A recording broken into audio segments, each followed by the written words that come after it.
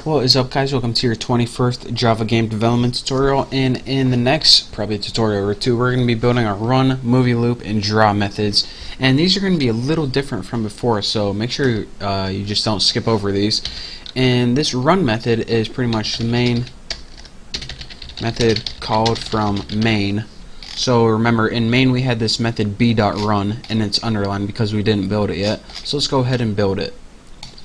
Just hit enter right there, and public void run. It's not going to take any parameters. Now what do we want to do as soon as we pretty much start our game? We want to have access to that screen manager, so s equal to new screen manager. Now we can use crap from our screen manager class. So what do we want to do first? In essence, we want to try, actually let's go ahead and get rid of this finally. Once we're done doing everything, we want to take the screen and restore screen. So we're going to try to do a bunch of stuff, try to play the game, and when we're done we want to restore the screen back to normal size and get out of full screen. But just to make sure I don't forget that, I'm just going to do that first. So anyways, what do we want to do as soon as we start the game? We want to get display mode DM, and we want to set the display mode equal to screen dot find first compatible mode. And remember, our array was called modes1, so we want to pass in our mode called modes1. Simple enough. And what this is going to do is find the display mode that's compatible not only with our options of the game, but also is compatible with the graphics card. It's pretty much going to find the perfect display mode and store it in the variable DM. How awesome is that? So now we can call this screen method, or excuse me, the screen object, and set full screen. What do we want to set full screen? That display mode right there. So now whenever we set full screen or convert our game to full screen, it has the perfect display mode already passed in. How awesome is that? So now what do we want to do after this? Well, we want to call this method to load all the images, or in other words, get all the images ready. So load images, and now that we have all the images, we can begin playing our movie. And that's going to be in a method called movie loop, which we're going to be building right now. So let's go ahead and do it. So pretty much get the perfect display mode, make our game full screen depending on that perfect display mode, get all the images, and play the movie. So let's go ahead, and since I promised you guys I'll create movie loop, let's go ahead and create a movie loop. Public void, or this is a comment, and all this does is play movie. Now I was too excited to get to coding. Public void movie loop, and this pretty much, if you couldn't tell by my comment, just plays your movie. It's not going to take any parameters. I like methods that don't take any parameters. But anyways, long starting time. As soon as this movie begins, it's going to be equal to system dot current time in milliseconds, which is going to be the current time right now, or right now. That's the current time. You get it?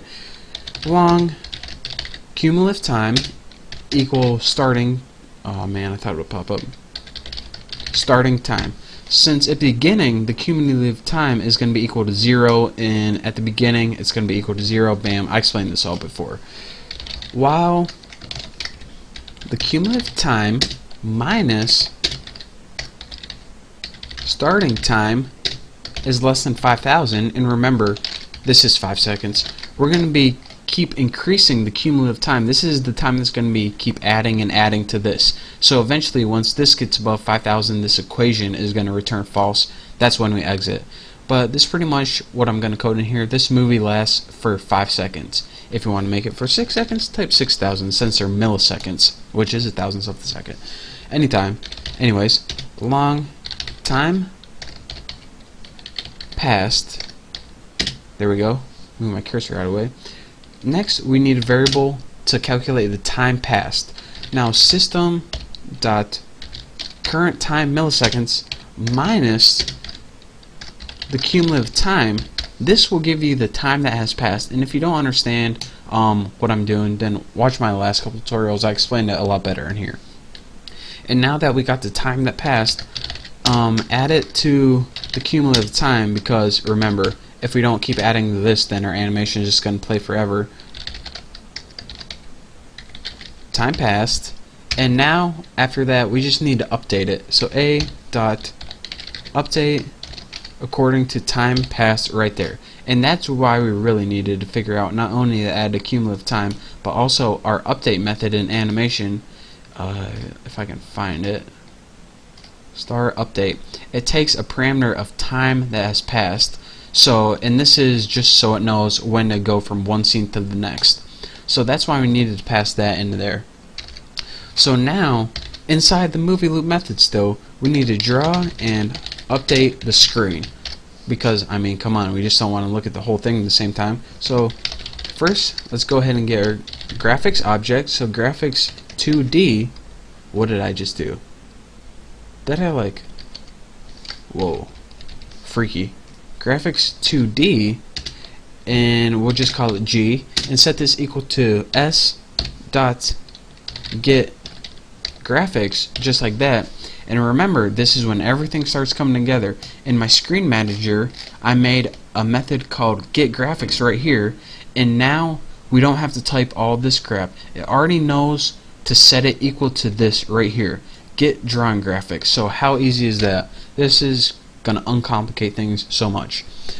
So now that we have that equal to the get graphics, which is already a buffered strategy and everything like that, we just want to draw that on the screen, and when we're done drawing, get rid of our graphics object, just good housekeeping. And now we want to update the screen. So yes, we do have an update method in our screen and also in our animation class, I believe. Yep. Update the animation and update the screen. You might want to name those something different, but I didn't, so well, too bad. So now we updated the animation, and then once we have the animation updated, we can update the screen to actually show us the animation.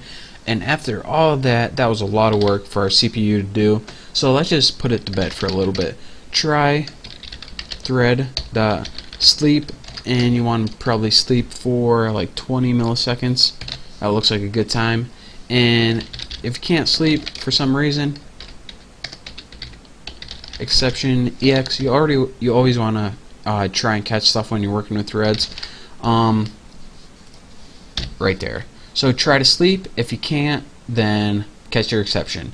And as you can see, we have one little error right here, but it really isn't an error. It's just a method called draw that we didn't build yet. So in the next tutorial, I'm going to be building this method. It's literally 2 lines of code.